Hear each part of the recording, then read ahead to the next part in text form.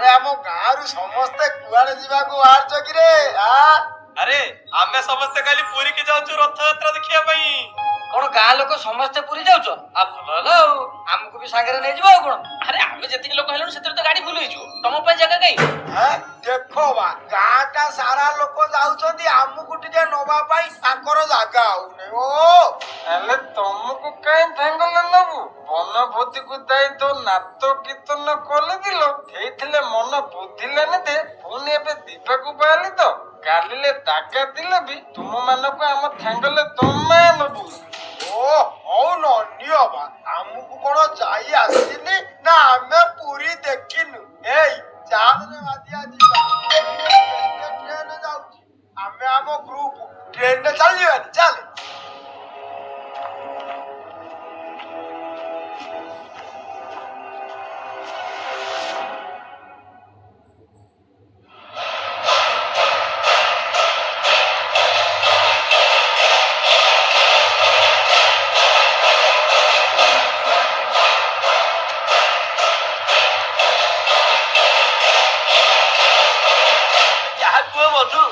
ରଥଯାତ୍ରା କିନ୍ତୁ ସବୁ ବର୍ଷ ରଥଯାତ୍ରା ଭାରି ନିଆରା ହେଇଛି।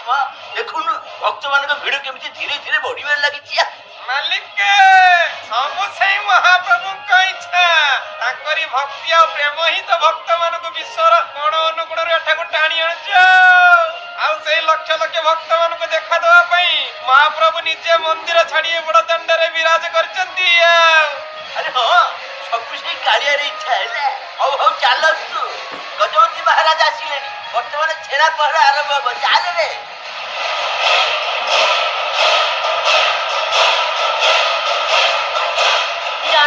ରଥ ଟଣା ତ ଏଯାଇ ହେଇନି, ଚାଲ ସେପଟେ କିଛି ଖାଇଦେଇକି ଟିକେ ସମୁଦ୍ର ଆଡେ ବୁଲିକି ପଳେଇ ଆସିବା।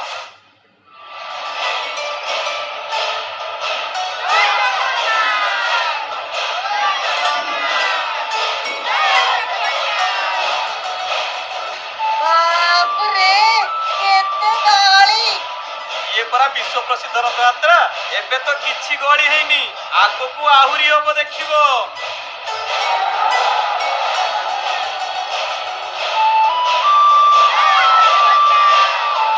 ସବୁ ସେଇ କାଳିଆର ଲୀଳା, ତା ବଡ ଦାଣ୍ଡ, ତା ବଡ ଦେଉଳ, ତା ବଡ ନେତ, ଆଉ ତା ରଥ ବି ବଡ।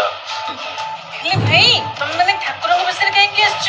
ଆରେ ଦେଖ ଆଜି କେତେ ଲୋକ କେତେ ବେଶରେ ଆସିଛନ୍ତି। କିଏ ହନୁମାନଙ୍କ ବେଶରେ, କିଏ ଶିବଙ୍କ ବେଶରେ, ଆଉ ଆମେ ଆସିଛୁ କାଳିଆଙ୍କ ବେଶରେ। ଆମେ ଠିକ ସମୟରେ ଆସି ପହଞ୍ଚିଛୁ ରେ ବାପା। ଏଇ ଦେଖ ଗଜପତି ମହାରାଜ ଆସୁଛନ୍ତି, ଏବେ ଛେରା ପହରା ହବ, ତାପରେ ରଥ ଟଣା ହବ। ହେ ପ୍ରଭୁ ଜଗନ୍ନାଥ, ଜଗନ୍ନାଥ ବଳିଆର ପୂଜ। ଏତେ ବଡ ରାଜା ହେଇ ଗୋଟେ BMW କି ମର୍ସିଡିଜରେ ନ ଆସି ଏମିତି ପାଲିଙ୍କିରେ କଣ ଆସୁଛନ୍ତି ବା? ଆରେ ମୂର୍ଖ, ରାଜା ଆମ ଓଡିଶାର ପୁରାତନ ସଂସ୍କୃତି ଆଉ ପରମ୍ପରାକୁ ବଜାୟ ରଖିବା ପାଇଁ ପ୍ରତିବର୍ଷ ଏମିତି ପାଲିଙ୍ଗରେ ବସି ଛେରା ପହରା କରିବାକୁ ଆସନ୍ତି, ବୁଝିଲୁ? ବଂଶୀ କାକା, ଛେରା ପହରା କଣ? ଏଥିରେ କଣ କରାଯାଏ? ଆରେ ଛେରା ପହରା ହଉଛି ରଥଯାତ୍ରାର ଏକ ପାରମ୍ପରିକ ରୀତିନୀତି। ଛେରା ଅର୍ଥ ସୁବାସିତ ଚନ୍ଦନ ଜଳସିଞ୍ଚନ, ଆଉ ପହରା ମାନେ ତ ଜାଣିଥିବ। ଆଉ ହେଲେ କାକା, ଏ ଥାଲି ବାଲିଆ କାମ ଅନ୍ୟ କେହି ନ କଲିକି ଖାଲି ଗଜପତି ମହାରାଜ କାହିଁକି କରିଥାନ୍ତି? ଆରେ ये छेरा पहरा परंपरा आजिकाली नुह, गजपति पुरुषोत्तम देवଙ୍କ ଅମଳରୁ ଦୀର୍ଘ 500 ବର୍ଷରୁ ଉର୍ଦ୍ଧ୍ୱ ହେଲା ଯାହା ଚାଲି ଆସିଛି। ରାଜା ଏହା କରିବା ଦ୍ୱାରା ଜନସମାଜକୁ ଏହି ସୂଚନା ମିଳୁଛି ଯେ ଆଜି ମହାପ୍ରଭୁଙ୍କ ଆଗରେ କେହି ଧନୀ ଗରିବ କିମ୍ବା ଶାସକ ଶାସିତ ନୁହନ୍ତି, ପ୍ରଭୁଙ୍କ ଆଗରେ ସବୁ ସମାନ। ହଁ ରେ ବାପ, ତୁ ଠିକ କହିଛୁ। ଆଜି ଏଠି କେହି ରାଜା ପ୍ରଜା ନୁହନ୍ତି, ଆଜି କେବଳ ଜଣେ ହିଁ ରାଜା, ମୋ କାଳିଆ ରାଜା। ବୋଲ ମହାପ୍ରଭୁ ଶ୍ରୀ ଜଗନ୍ନାଥଙ୍କର ଜୟ। ଜୟ